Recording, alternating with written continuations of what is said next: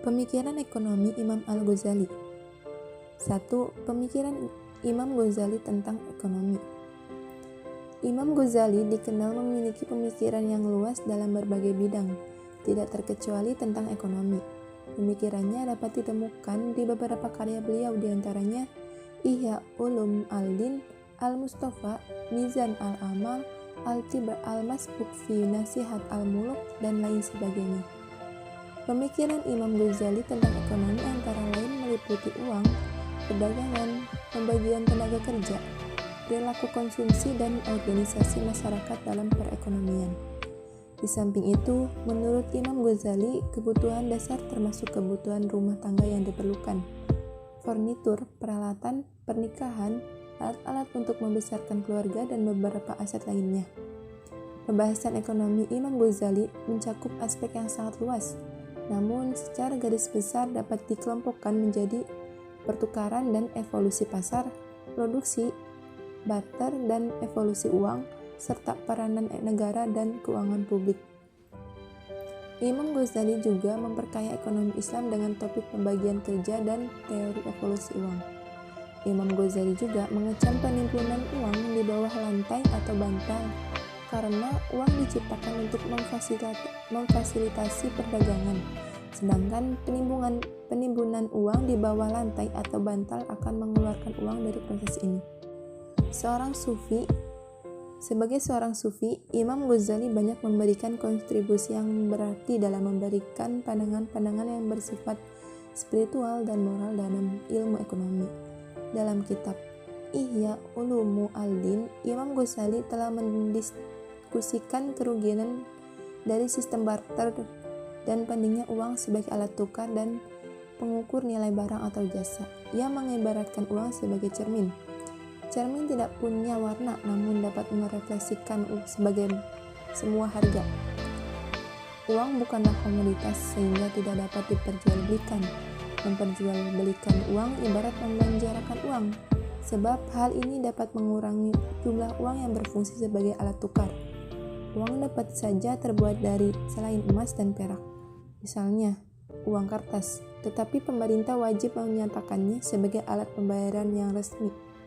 Imam Ghazali juga mengatakan bahwa pemalsuan uang sangat berbahaya karena dampaknya yang berantai, bahkan lebih berbahaya dari pencurian uang. Kedua, konsep uang. Dalam kitab Ihya Ulum Al-Din, Al-Ghazali mendefinisikan bahwa uang adalah barang atau benda yang berfungsi sebagai sarana untuk mendapatkan barang lain.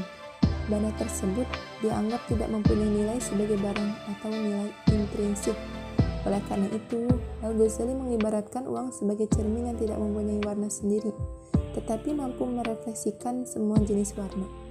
Merujuk pada kriteria tersebut, dalam soal pendefinisian uang, dia tidak hanya menekankan pada aspek fungsi uang. Definisi yang demikian ini lebih sempurna dibandingkan dengan batasan-batasan yang dikemukakan kebanyakan ekonomi konvensional yang lebih mendefinisikan uang hanya sebatas pada fungsi yang melekat pada uang itu sendiri. Oleh karena itu, uang hanya sekedar standar harga barang atau benda, maka uang tidak memiliki nilai intrinsik, atau lebih tepatnya nilai intrinsik suatu uang yang ditunjukkan oleh real eksistensinya dianggap tidak pernah ada.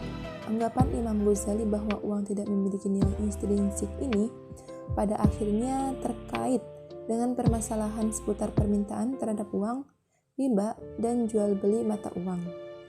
Konsep keuangan Imam Ghazali menunjukkan karakter yang khas, mengingat kentalnya nuansa filosofis akibat pengaruh basis keilmuan tasawufnya. Namun yang menarik dari pandangan keuangannya adalah bahwa Imam Ghazali sama sekali tidak terjebak pada dataran filosofis, melainkan menunjukkan perpaduan yang serasi antara kondisi real yang terjadi di masyarakat dengan nilai-nilai filosofis tersebut, dan disertai dengan argumentasi yang logis serta jernih. Oleh karena itu, agar pandangan keuangan Imam Ghazali tetap rapi, sehingga menjadi konsep yang mapan. Pandangan keuangan Imam Ghazali untuk kemudian dikaji dalam perspektif sistem ekonomi Islam. Yang pertama, larangan menimbun uang. Dalam konsep Islam, uang adalah benda publik yang memiliki peran signifikan dalam perekonomian masyarakat. Karena itu, ketika uang ditarik dari sirkulasinya, akan hilang fungsi penting di dalamnya. Untuk itu, praktek menimbun uang dalam Islam dilarang keras sebab akan berdampak pada instabilitas perekonomian suatu masyarakat. Yang kedua, penghapusan riba. Alasan mendasar Imam Ghazali dalam mengharamkan riba terkait dengan uang adalah didasarkan pada motif dicetaknya uang itu sendiri, yaitu hanya sebagai alat tukar dan standar nilai barang semata, bukan sebagai komoditas. Karena itu, perbuatan riba dengan cara tukar-menukar uang yang sejenis adalah tindakan yang keluar dari tujuan awal penciptaan uang dan dilarang oleh agama. Yang ketiga, jual beli mata uang. Menurut Imam Ghazali, jika praktek jual beli mata uang diperbolehkan, maka sama dengan membiarkan orang melakukan penimbunan uang yang akan berakibat pada kelangkaan uang dalam masyarakat. Demikian ini adalah tergolong tindakan yang zalim. Keempat, evolusi pasar. Menurut Imam Ghazali, pasar berevolusi sebagai bagian dari hukum alam sebagai segala sesuatu, yakni sebuah ekspresi berbagai hasrat yang timbul dari diri sendiri untuk saling memuaskan kebutuhan ekonomi. Praktek-praktek ekonomi menurut Imam Ghazali. Yang pertama, praktek perdagangan antar wilayah. Orang-orang melakukan perdagangan ke berbagai tempat untuk mendapatkan alat-alat makan dan membawanya ke tempat lain. Yang kedua, teori permintaan dan penawaran. Imam Ghazali juga memperkenalkan teori permintaan dan penawaran. Jika petani tidak mendapatkan pembeli, ia akan menjualnya dengan harga yang lebih murah, dan harga dapat diturunkan dengan menambah jumlah barang di pasar. Yang kelima, peranan pemerintah dalam mengontrol pasar.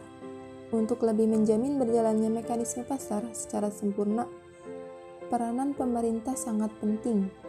Rasulullah SAW sendiri telah menjalankan fungsi sebagai market supervisora atau al-hisbah,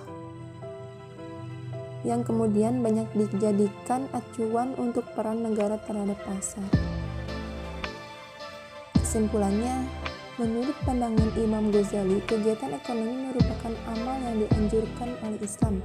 Kegiatan ekonomi harus ditunjukkan mencapai maslahah untuk memperkuat sifat kebijaksanaan, kesederhanaan, dan keteguhan hati manusia. Sedangkan dalam hubungan dengan pasar, Imam Ghazali berpendapat bahwa pasar merupakan bagian dari keteraturan alami.